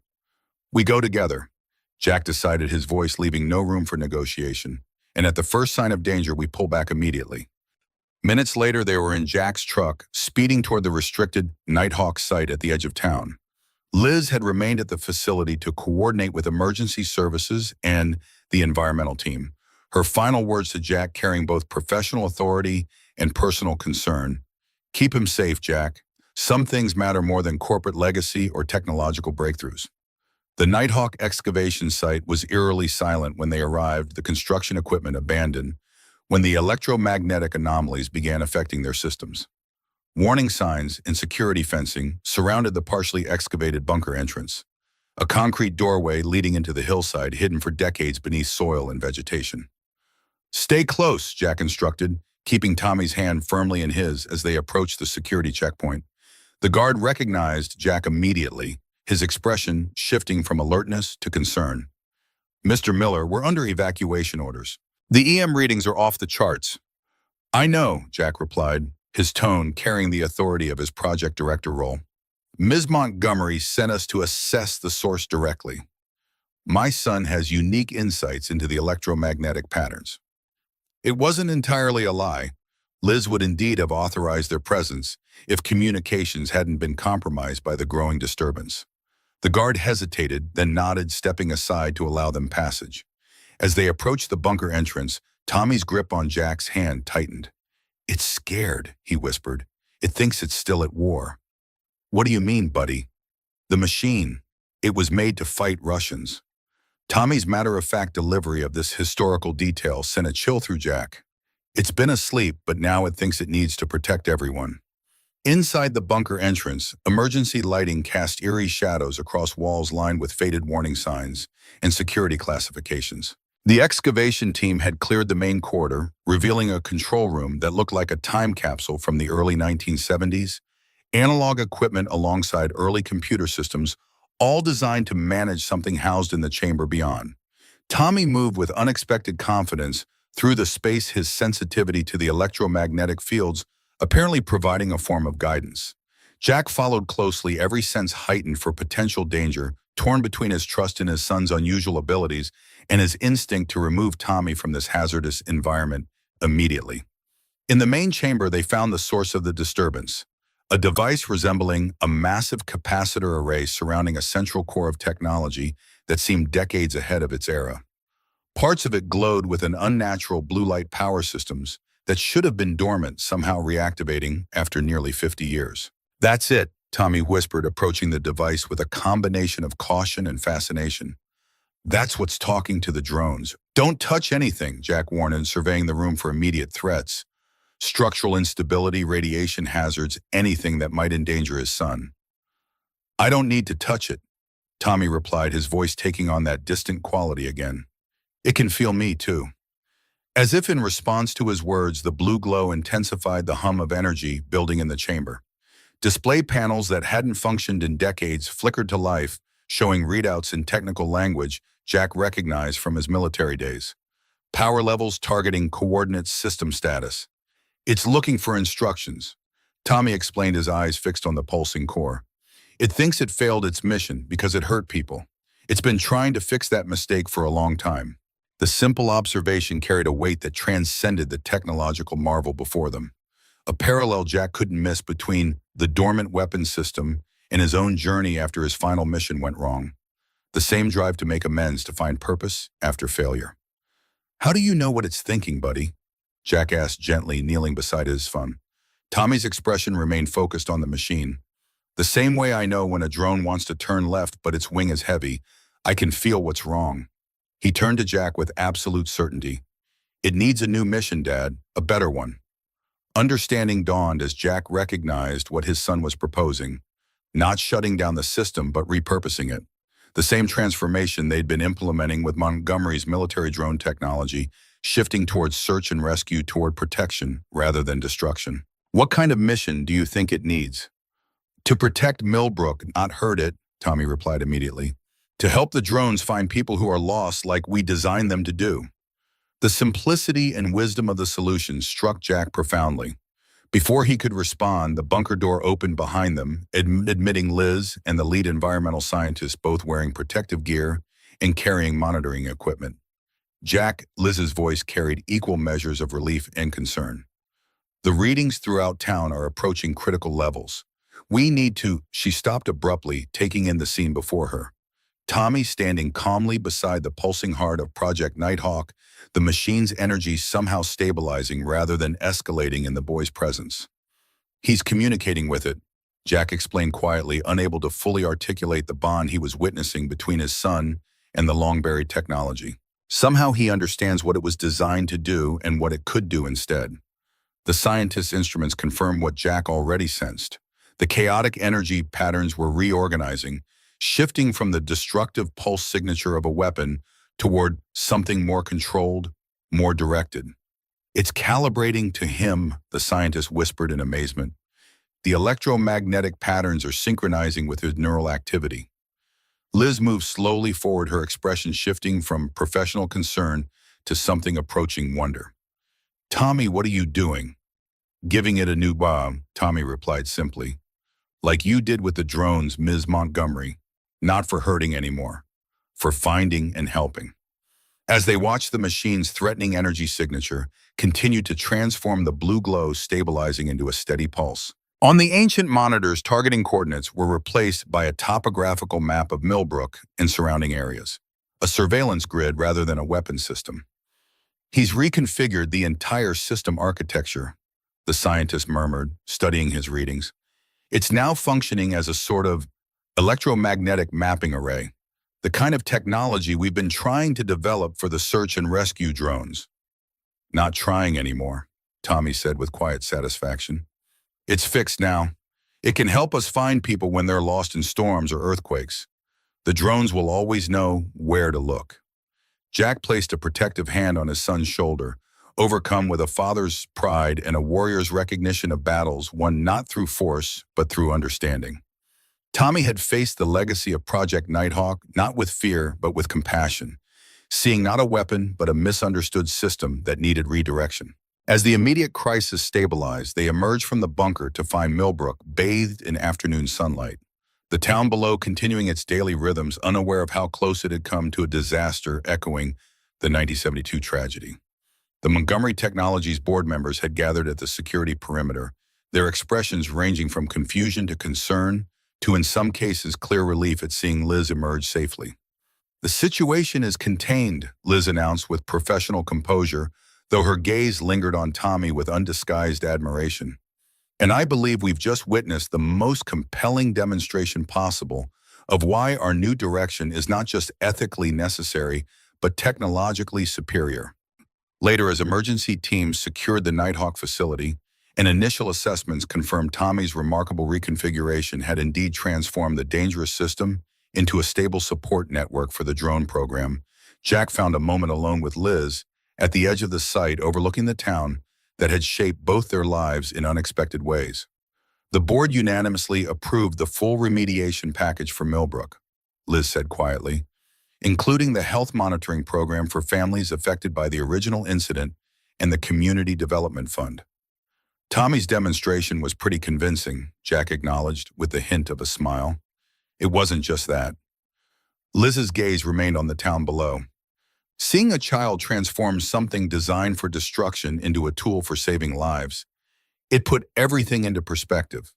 The legacy we choose versus the one we inherit. The simple wisdom in her words resonated deeply.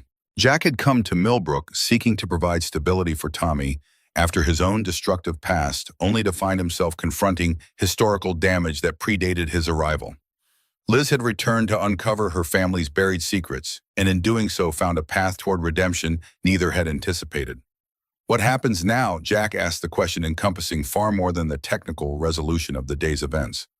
Liz turned to face him, fully professional reserve, giving way to the genuine connection that had been building between them for months. Now we build something better. For Tommy, for Millbrook, for ourselves. She hesitated, then added with uncharacteristic vulnerability, if that's still what you want. Before Jack could respond, Tommy appeared beside them, his earlier fatigue replaced by renewed excitement. Dad, Ms. Montgomery, the engineers say we can connect the Nighthawk system to our drones tomorrow. We'll have the best search and rescue program ever. Jack exchanged a glance with Liz, both recognizing the metaphor inherent in Tommy's enthusiasm, the integration of past and present, of redemption and innovation of separate lives joining toward a common purpose. Sounds like a plan. Professor, Jack agreed, ruffling his son's hair affectionately. Tomorrow is looking better already. As the autumn sun dipped toward the Millbrook Hills, casting long shadows across a town poised between its troubled past and promising future, Jack Miller found himself exactly where he needed to be, with his son safe beside him, and a woman who had journeyed from corporate adversary to essential ally to something much more significant. The path forward wasn't without challenges, but for the first time since returning to Millbrook, it was illuminated by genuine hope rather than merely duty. Sometimes Jack reflected, watching Tommy excitedly explain drone modifications to an attentive Liz. Rescue comes in forms you never anticipated. On rain-slicked highways and courthouse battles, in underground bunkers, where the ghosts of the past surrender to the possibilities of the future. And sometimes the people who need rescuing most are the ones who appear strongest, who have built their lives around protecting others without recognizing their own need for connection. Dad, Tommy called, breaking into his thoughts. Ms. Montgomery says I can design the new drone controller myself. Come see the plans. As Jack joined them, the three forming a natural unit against the backdrop of Millbrook's rolling hills, he recognized that this moment, these people, was what he had been searching for since returning from his final mission. Not merely a sanctuary for Tommy, but a purpose greater than the wounds of the past and people with whom to share it. The rescue, it seemed, had been mutual after all.